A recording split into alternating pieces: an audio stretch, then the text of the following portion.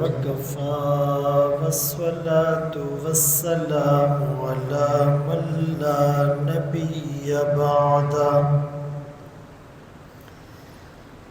أما بعد فأعوذ بالله من الشيطان الرجيم بسم الله الرحمن الرحيم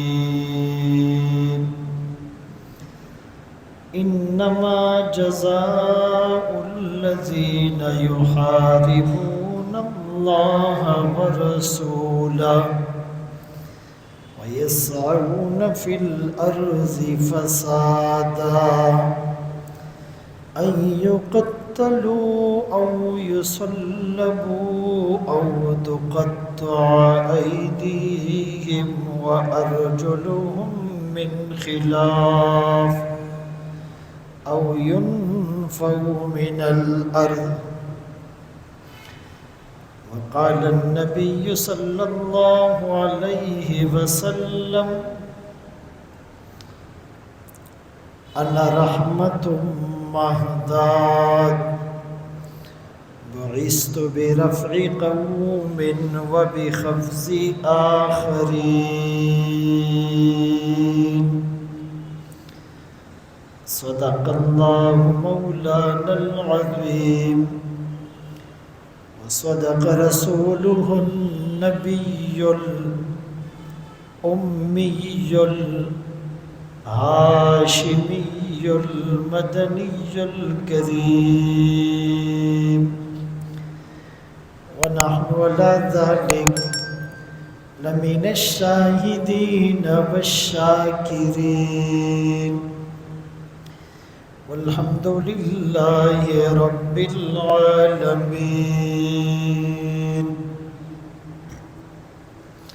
واجب الاحترام عزیزان گرامی، آپ کے سامنے قرآن کریم فرقان مجید کی ایک آیت کریمہ تلاوت کی اور سرکار دو عالم تاجدار مدینہ محمد مصطفیٰ احمد مجتبیٰ صلی اللہ علیہ وسلم کی حدیث مبارکہ پیش کی. اس وقت ملک میں دو چیزیں زیر بحث ہے میڈیا اور سوشل میڈیا پر، اور اس کی وجہ سے معاشرے میں ایک اضطراب اور بے چینی کی کیفیت ہے. قرآن اور حدیث کے تناظر میں اس پر کچھ گزارشات کرنا چاہوں گا. ایک بات جو تقریباً 6 مہینے پہلے قومی اسمبلی میں ایک بل پاس ہوا تحفظ اہل بیت اور صحابہ امہات المومنین کا، اور ابھی سینٹ نے اس کی توثیق کی. اور دوسرا 2-3 دن پہلے ایک کرسچن نے قرآن کریم کی اور رسول اللہ صلی اللہ علیہ وسلم کی توہین کی. اس پر اشتعال میں آ کر لوگوں نے عیسائیوں کے 4 گرجا گھروں کو آگ لگائی اور 40 سے زائد مکانات کو جلایا. ان دونوں واقعات کو لے کر میڈیا میں اس پر تبصرے ہو رہے ہیں، تجزیے پیش کیے جا رہے ہیں، اور کوئی میڈیا کو، کوئی ریاست کو، کوئی علماء کو، کوئی عوام کو، اور کوئی پاکستانی قوانین اور عدلیہ کو مورد الزام ٹھہرا رہا ہے، کرٹیسائز کر رہا ہے. دیکھیں قرآن کی جو آیت میں نے تلاوت کی، فرمایا کہ وہ لوگ جو اللہ اور اس کے رسول سے جنگ کرتے ہیں، زمین میں فساد برپا کرتے ہیں، ان کی سزا یہ ہے انہیں قتل کر دیا جائے، انہیں سولی پر چڑھا دیا جائے، ان کے ہاتھ اور پاؤں جانب مخالف سے کاٹ دیے جائے، انہیں زمین سے جلا وطن کر دیا جائے۔ یہ ان کی سزا قرآن بتلا رہا ہے۔ اور اس آیت کا شان نزول یہ ہے کہ عقل اور عرینا دو قبیلے تھے۔ ایک روایت کے مطابق عقل کے 8 افراد اللہ کے رسول صلی اللہ علیہ وسلم کی خدمت میں آئے اور ظاہری طور پہ کلمہ پڑھ کر مسلمان ہو گئے۔ مدینے کی آب و ہوا انہیں موافق اور راس نہ آئی تو اللہ کے رسول صلی اللہ علیہ وسلم نے ایک چرواہا ان کے ساتھ کیا کہ تم باہر نکل کر اونٹوں کا دودھ پیو، اس سے تمہیں صحت مل جائے گی۔ ان لوگوں نے اس چرواہے کو قتل کر دیا، اس کے اعضاء کو کاٹا، اس کی آنکھ میں گرم سلائی ڈالی اور مویشی بھگا کر چورا کر لے گئے۔ اللہ کے رسول صلی اللہ علیہ وسلم کو جب پتہ چلا، چونکہ انہوں نے معاہدے کی خلاف ورزی کی تھی، عہد کو توڑا تھا، اس لیے آپ نے ان کے تعاقب میں لوگ روانہ کیے، ان کو گرفتار کر کے اسی طرح سزا دی گئی، آنکھوں میں سلائی پھیر دی گئی اور ہاتھ پاؤں کاٹے گئے اور قتل کر دیا گیا۔ تو یہ آیت فساد فی الارض کے لیے ایک دلیل اور استدلال کے طور پہ پیش کی جا سکتی ہے۔ محاربہ کہتے ہیں جنگ کو، اللہ رسول سے جنگ، کفر کرنا، جو کہتا ہے میں اللہ کو نہیں مانتا، اللہ کے رسول کو نہیں مانتا، اللہ کی کتاب کو نہیں مانتا، اللہ کے بھیجے گئے فرشتوں کو نہیں مانتا، تو یہ اللہ اور اس کے رسول سے جنگ کر رہا ہے۔ اسی طرح جو ڈاکہ زنی کرتے ہیں، لوگوں سے مال بھی چھینتے ہیں اور پھر اس کو قتل بھی کر دیتے ہیں، یہ فساد فی الارض ہے۔ اور زبردستی زنا کرنا، جس کو زنا بالجبر کہتے ہیں، یہ زنا بھی ہے اور فساد فی الارض بھی ہے، لوگوں کی عزتیں خطرے میں پڑ جاتی ہے اور ڈاکو کی وجہ سے لوگوں کا مال اور ان کی جان خطرے میں پڑ جاتی ہیں، اس سے فتنہ پیدا ہوتا ہے۔ اور والفتنة اکبر من القتل والفتنة اشد من القتل، یہ فتنہ تو قتل سے بھی بڑی اور سخت چیز ہے، اس لیے اس پر سزا بھی ایسی دی گئی کہ جس کی وجہ سے پورے معاشرے کا امن داؤ پر لگ جاتا ہے، اس کو ایسی کڑی اور عبرتناک سزا دو کہ دوبارہ کوئی اس کا سوچ بھی نہ سکے۔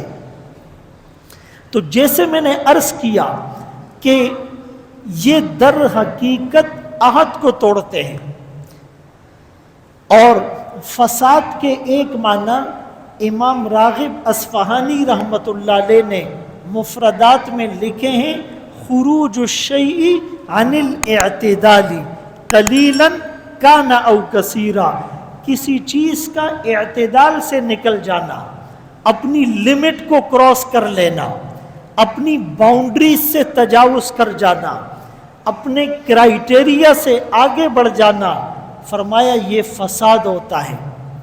اور فساد فی الارض اللہ اس کو کبھی بھی پسند نہیں فرماتے ہیں۔ یہ جو عیسائی آبادی کو جلانے کا واقعہ ہوا تو سلیم اور راکی نامی اشخاص نے قرآن کریم کی توہین کی اور قرآن کریم کے اوراق کو انہوں نے پھاڑا اور رسول اللہ صلی اللہ علیہ وسلم کے بارے میں انہوں نے نازیبا اور غلیظ کلمات لکھے۔ اب سوال یہ پیدا ہوتا ہے کہ آیا انہوں نے واقعی ایسا کیا یا ان پر غلط الزام لگایا گیا؟ اس کی تفتیش ہو، اور تفتیش کے بعد قانون حرکت میں آئے، ان کو گرفتار کریں، اور گرفتار کرنے کے بعد قانونی کارروائی کے لیے انہیں عدالت میں بھیجا جائے، اور عدالت پہلے سے جو آئین میں سزائیں موجود ہیں 295C یا 298 اس کے مطابق ان کو سزا دی جائے۔ اگر ایسا پروسیجر ہوتا تو کسی کو قانون ہاتھ میں لینے کی ضرورت نہیں تھی، کسی کو مشتعل ہونے کی ضرورت نہیں تھی۔ تو بدقسمتی یہ ہے کہ ہمارے ہاں ان سزاؤں پر عمل درآمد نہیں ہوا، قانون نافذ العمل نہیں ہے۔ اس سے پہلے 20 ایسے واقعات ہوئے ہیں، تو اس کی وجہ سے یہ واقعات جنم لیتے ہیں۔ پھر اگر تفتیش کرنی ہو تو تفتیش بھی تو صاف اور شفاف ہونی چاہیے۔ ہمارے ملک میں جہاں ہر چیز میں خیانت ہے، تفتیش میں بھی خیانت ہوتی ہے۔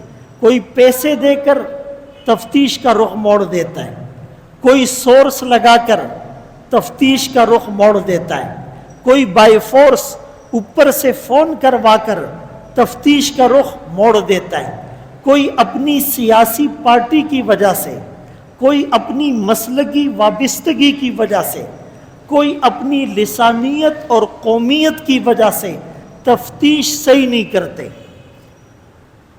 پھر اس کے بعد قانونی کارروائی میں بھی یہی ہوتا ہے، رشوت ہوتی ہے، فون کروائے جاتے ہیں، رشتہ داریاں بیچ میں آڑے آ جاتی ہیں، سیاسی وابستگیاں کام دکھاتی ہے، اور عدالت کے اندر جو حال ہے، ہزاروں کیسز پینڈنگ میں ہیں، ہزاروں فیصلے غلط ہو چکے ہیں، ہزاروں بے گناہوں کو کال کوٹریوں میں بند کیا جاتا ہے، ہزاروں مجرموں کو باعزت بری کر دیا جاتا ہے۔ تو پورا کا پورا سسٹم آوے کا آواں بگڑا ہوا ہے۔ اسی لیے ایسے واقعات جنم لیتے ہیں، اور جب تک اس کا تدارک نہ ہو جنم لیتے رہیں گے۔ اول تو بنیادی طور پر اس خیانت اور اس کرپشن اور اس بدعنوانی اور اس رشوت اور اس سود کا اور لسانیت اور قومیت کا اور سیاسی غلط اثر و رسوخ کے استعمال کا خاتمہ ہونا چاہیے۔ دوسری بات کہ اگر اس گستاخ نے قرآن کی اور صاحب قرآن کی توہین کی تو سزا اگر ایک کو ملتی تو ٹھیک تھا، گستاخی ایک کرے اور سزا اس کے خاندان کو دی جائے، سزا پوری کمیونٹی کو دی جائے، سزا پورے علاقے کو دی جائے، تو یہ بات بالکل سمجھ سے بالاتر ہیں اور فہم کے اور عقل کے خلاف ہے۔ دوسرا سوال یہ پیدا ہوتا ہے کہ ایسے موقع پر پولیس کا رول کیا ہوتا ہے؟ بھائی جب توہین ہو گئی اور آہستہ آہستہ چیز سوشل میڈیا پر وائرل ہونے لگی اور لوگ مشتعل ہونے لگے، تو اگر فوراً پولیس آ جاتی اور مجرم کو پکڑ کر تھانے میں لے جاتی تو بات ہی ختم۔ پولیس دیر سے آئی، لوگوں کو شرپسندی کا موقع مل گیا، اور پھر اس علاقے کو خالی کرایا گیا، ساتھ ساتھ مجرموں کو بھی فرار کروا دیا گیا۔ تو اگر ایسے مواقع پر پولیس اپنا رول صحیح پلے کرتی تو بھی ایسے واقعات کی روک تھام ہو سکتی تھی۔ اب بھی جیسے ملک میں 9 مئی کو ایک واقعہ ہوا وہ ایک سیاسی واقعہ تھا۔ کچھ لوگ کہتے ہیں کہ جی علماء نے لوگوں کی تربیت صحیح نہیں کی، علماء نے اسلام اور مذہب کے نام پر لوگوں کو جذباتی بنا دیا ہے۔ یہ علماء کی غلطی ہے کہ لوگ فوراً اشتعال میں آ جاتے ہیں۔ تو ان سے سوال یہ ہے کہ وہ 9 مئی کو جو واقعہ ہوا اس کے پیچھے کون تھا؟ وہ تو کوئی مذہبی بات نہیں تھی، اس میں تو علماء کا کوئی رول نہیں تھا۔ اسی لیے علماء کو مورد الزام نہیں ٹھہرایا جائے۔ علماء تو سمجھاتے ہیں قانون کو ہاتھ میں نہ لیا جائے، قانون کی پاسداری کی جائے، پرامن احتجاج ریکارڈ کروایا جائے، قانونی راستہ اختیار کیا جائے۔ اگر ہر آدمی کو قانون ہاتھ میں لینے کا اختیار دے دیا جائے تو کوئی بھی کھڑے ہو کر کسی کو بھی قتل کر دے، تفتیش کے بغیر، تحقیق کے بغیر، سچ تک پہنچنے کے بغیر۔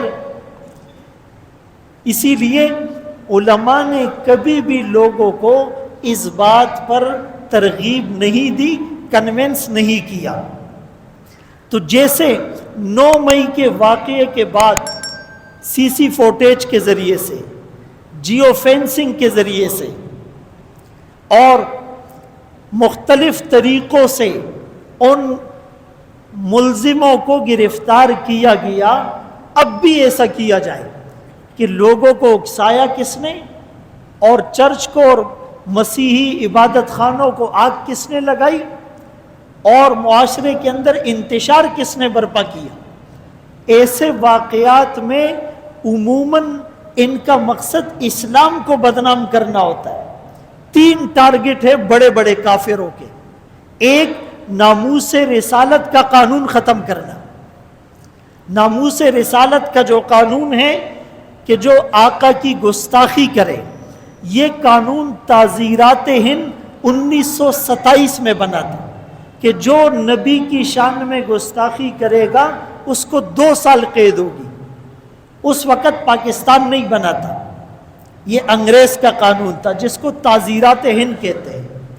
پھر 1984 میں 84 میں تعزیرات پاکستان بنا کہ جو نبی کی گستاخی کرے گا اس کی سزا 2 سال تو معمولی ہے، اس کی سزا کیا ہوگی کہ اس کو عمر قید یا سزائے موت دی جائے گی۔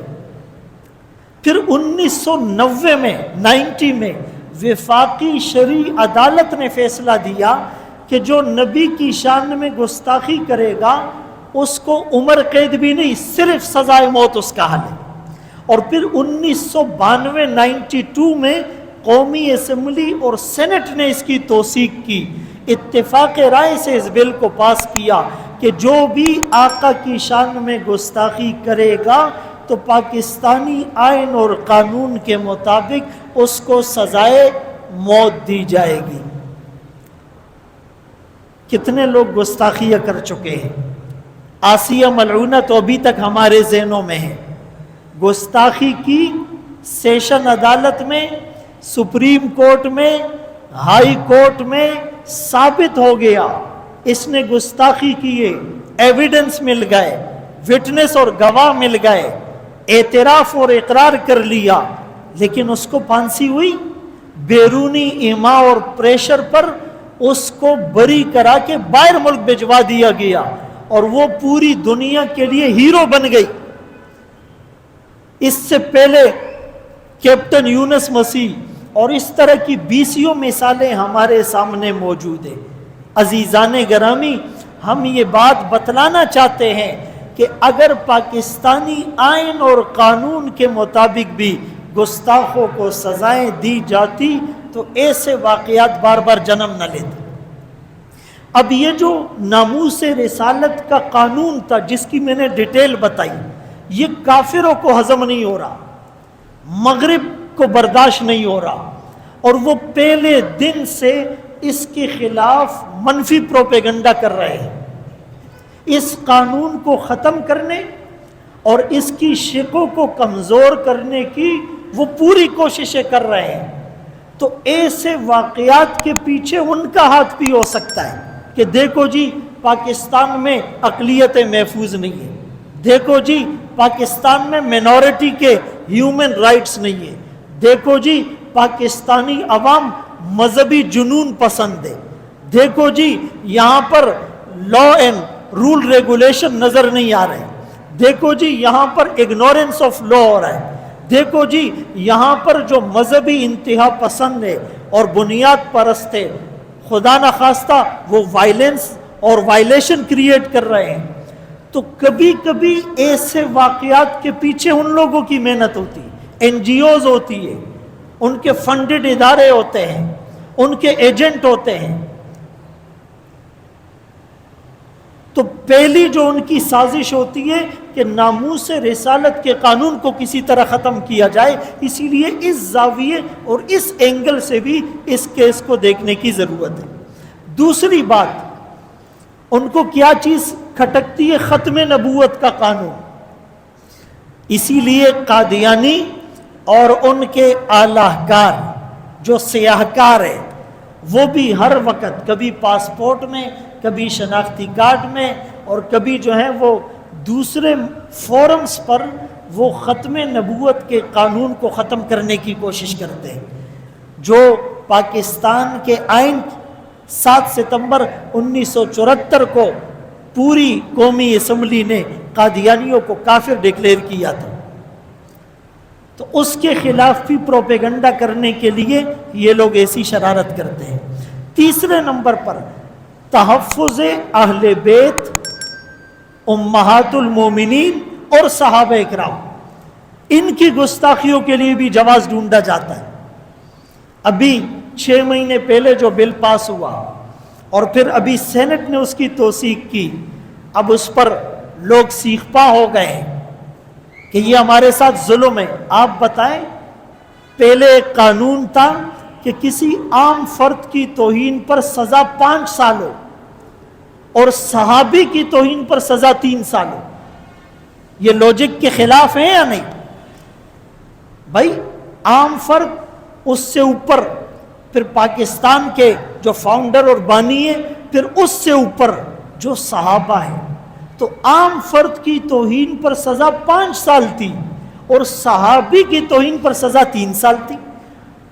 تو 6 مہینے پہلے جو بل آیا کہ بھائی اب صحابی کی توہین پر سزا 10 سال ہوگی، ایک لوجک کے مطابق بات تھی۔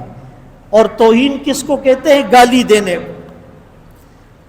تو یہ لوگ کہتے ہیں ہمیں گالیوں کا لائسنس دیا جائے، ہمیں گالیوں کا پرمٹ دیا جائے، ہمیں گالیوں کی پرمیشن دی جائے۔ ان کی تاریخ ختم نہیں ہوتی جب تک یہ صحابہ پر تبرہ نہ کریں۔ تو یاد رکھو، جتنی بھی اچھل کود کر لو، یہ اسلام کے نام پر بنا ہے، اسلامی جمہوریہ پاکستان ہے، اس کے لیے علماء نے قربانیاں دی ہیں، اسلامی نظام کے نفاذ کی کوششوں میں علماء کا خون روڈوں پر بہا ہے، قربانیاں دی گئی ہیں، جانوں کے نذرانے پیش ہوئے ہیں۔ اسی لیے کبھی بھی یہاں تمہیں اس بات کی اجازت نہیں مل سکتی۔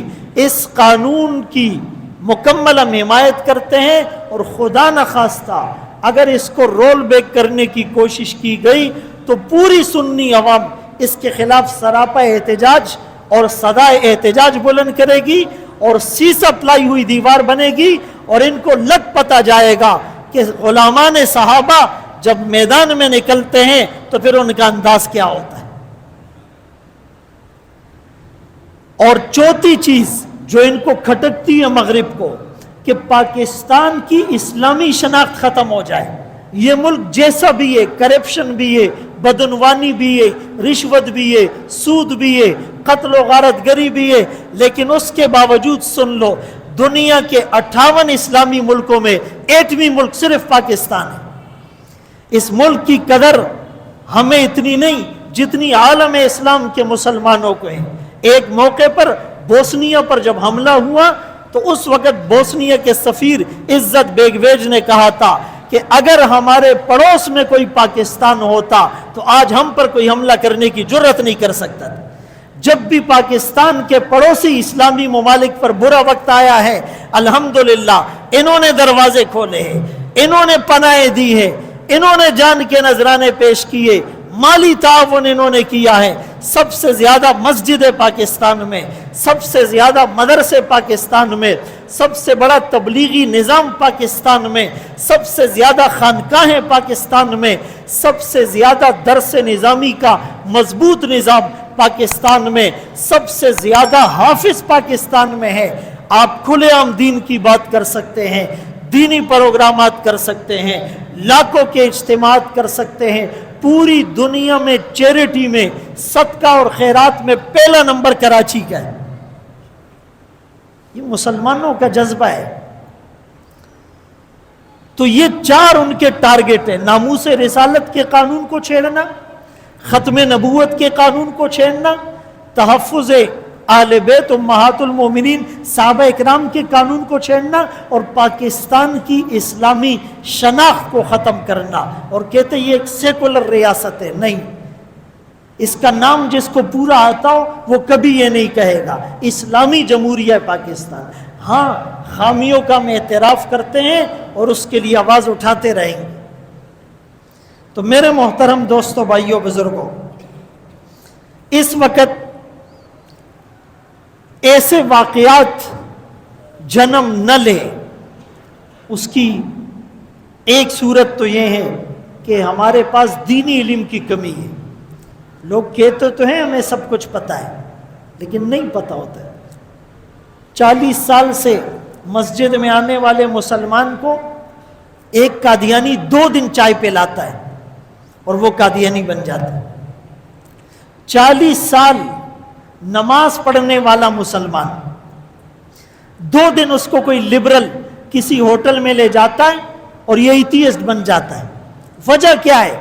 اس کے پاس دینی علم نہیں ہے، یہ اپنی پوری نماز صحیح نہیں سنا سکتا،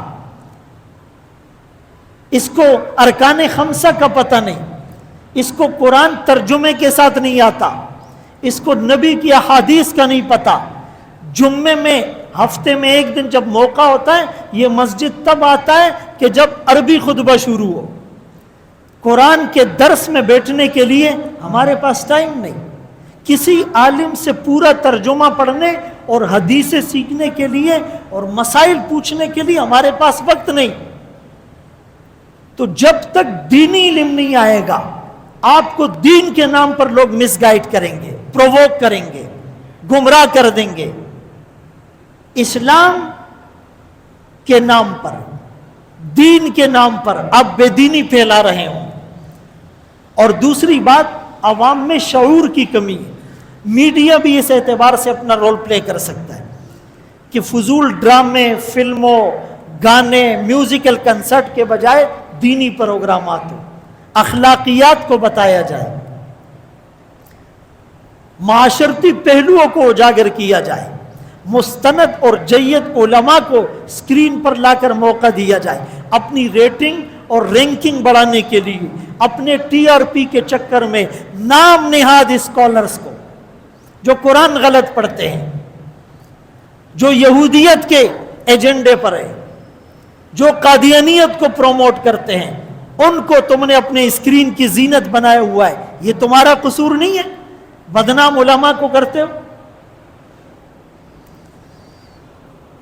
اور تیسرے نمبر پر سزائیں دی جائیں، جس نے توہین کی اس کو سزا دے، جس نے غلط الزام لگا کر کسی کو مارا اس کو بھی سزا دی جائے۔ کیوں غلط الزام لگائے؟ کیوں انہوں نے لوگوں کی املاک کو نقصان پہنچایا ہے؟ جب تک یہ چیزیں نہیں ہوگی تب تک ہمارے ملک کے اندر اس طرح کے واقعات جنم لیتے رہیں گے۔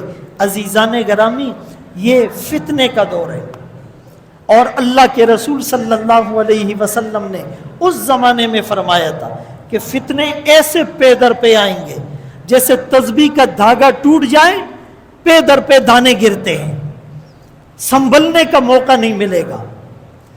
کقطع اللیل المظلم، جیسے مغرب کے بعد ڈارکنیس بڑھتی رہتی ہے، اندھیرا بڑھتا رہتا ہے، ہر فتنہ پہلے فتنے سے زیادہ خطرناک ہوگا۔ اللہ کے رسول صلی اللہ علیہ وسلم سے پوچھا گیا ان فتنوں سے بچ نکلنے کا راستہ کیا ہے؟ فرمایا کتاب اللہ و سنتی، اللہ کی کتاب قرآن، میری سنت حدیث، میرا خاندان اہل بیت۔ اب قرآن صرف پکڑ کر چوم لیا، آنکھوں سے لگا لیا، سر پر رکھ لیا، سینے سے چمٹا لیا اور غلاف میں بند کر کے رکھ دیا، یہ مطلب نہیں ہے۔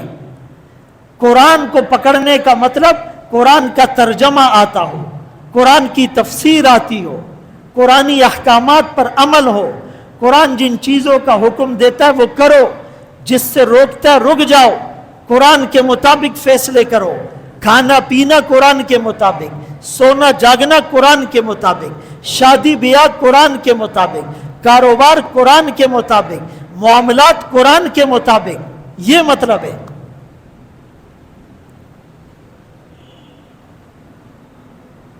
اقبال نے کہا تھا وہ معزز تھے زمانے میں مسلمہ ہو کر، ہم ذلیل و خوار ہوئے تارک قرآن ہو کر۔ میں یہ مثال اکثر دیتا ہوں، ایک آدمی بیمار ہو گیا، آغا خان ہاسپٹل گیا، کوالیفائڈ ڈاکٹر سے چیک اپ کروایا، ایبٹ کمپنی کا اس نے نسخہ دیا اور یہ دوائیں ابھی خریدی نہیں، اور وہ پرچی لہرا کر کہتا ہے لوگوں میں ٹھیک ہو گیا، مجھے صحت مل جائے گی۔ لوگ کہیں گے نہیں بھائی، جب تک یہ دوائیں خرید کر استعمال نہیں کرو گے فائدہ نہیں ہوگا۔